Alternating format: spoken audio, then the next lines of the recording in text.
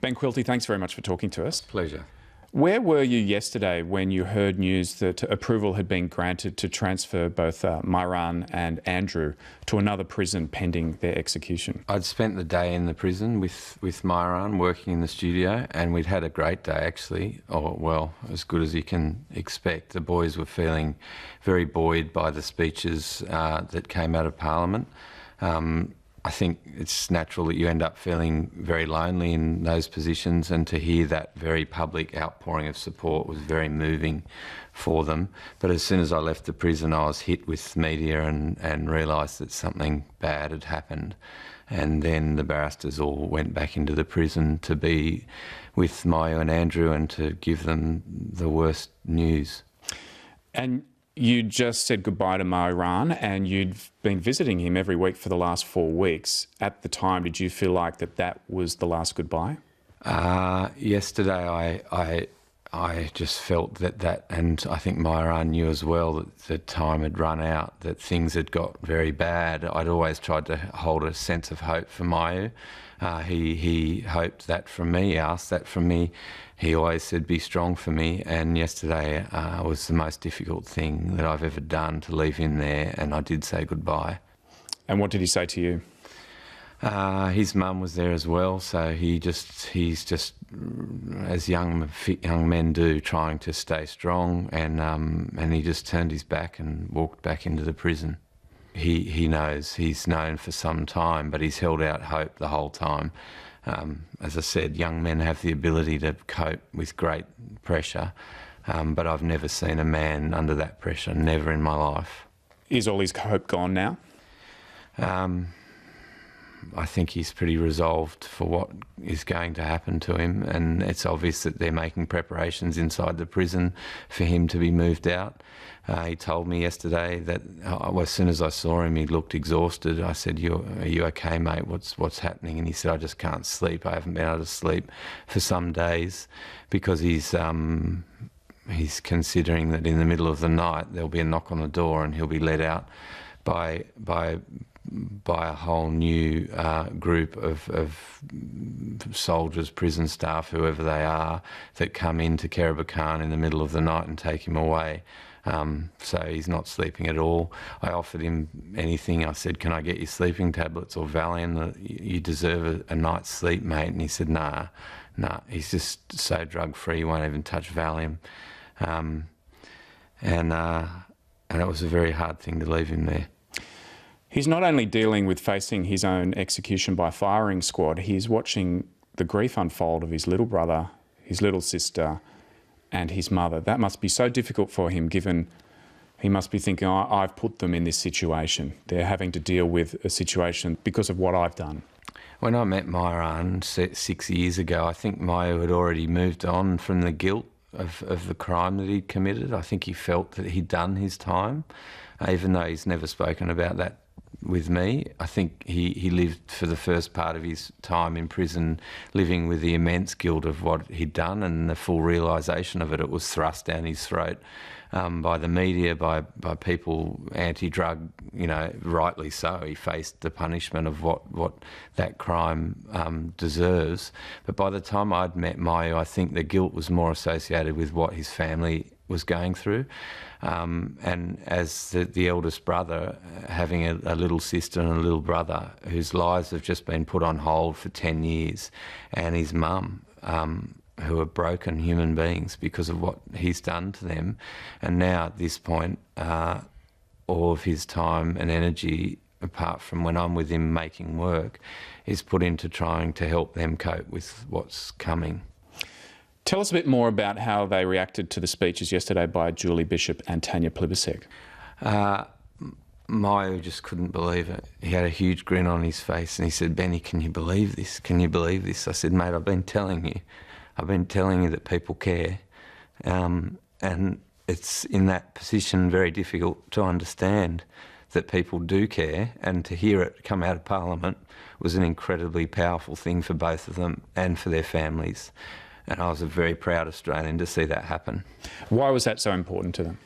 Well, I opened his mail last week. I opened Myuran's mail, and one of the letters said, "I hope you die a slow death." And that was a very confronting thing for me to read. And Myuran's been coping with those letters for many years now.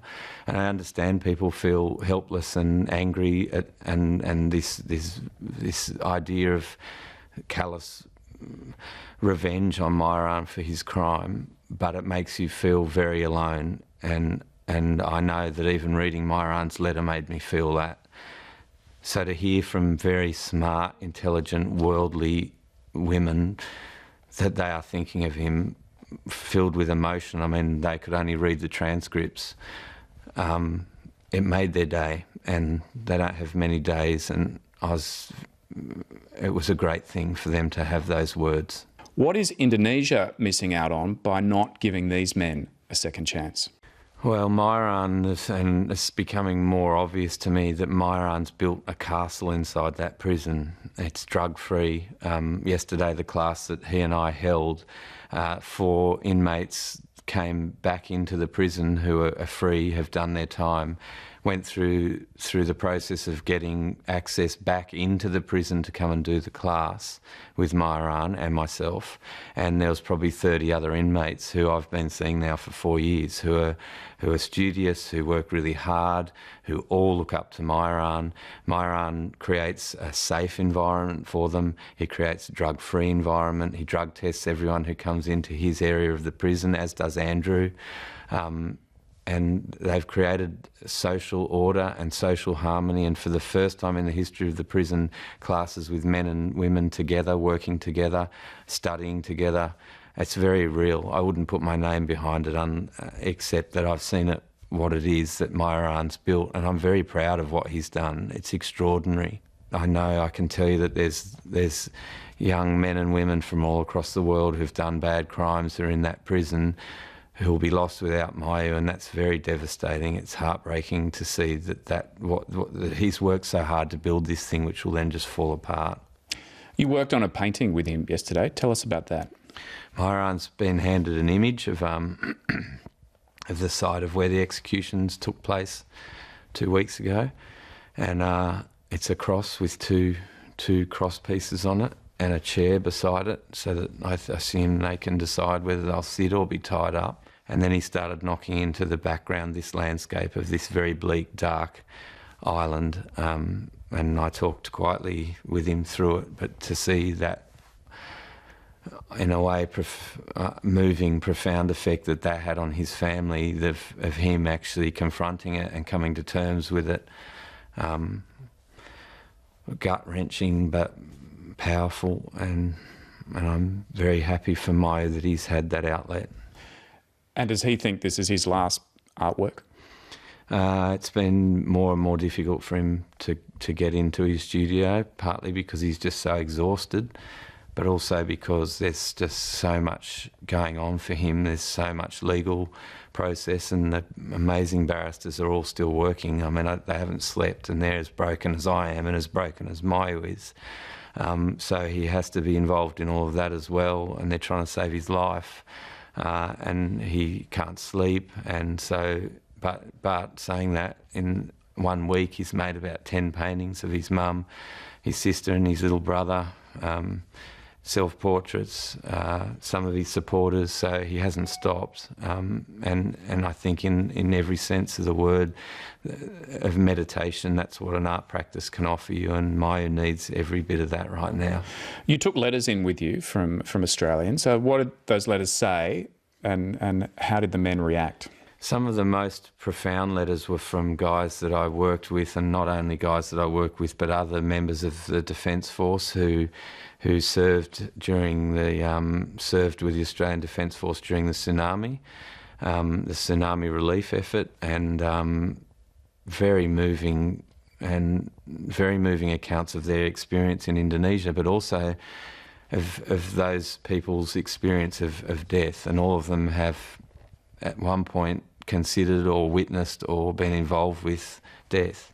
And they also have a way of really confronting it and talking through it. And for them to write to a complete stranger has been an incredible experience for me to witness, and equally profound for Myu to feel that someone really does understand the process of bullets and the damage that does, and the support that they showed has just been so moving.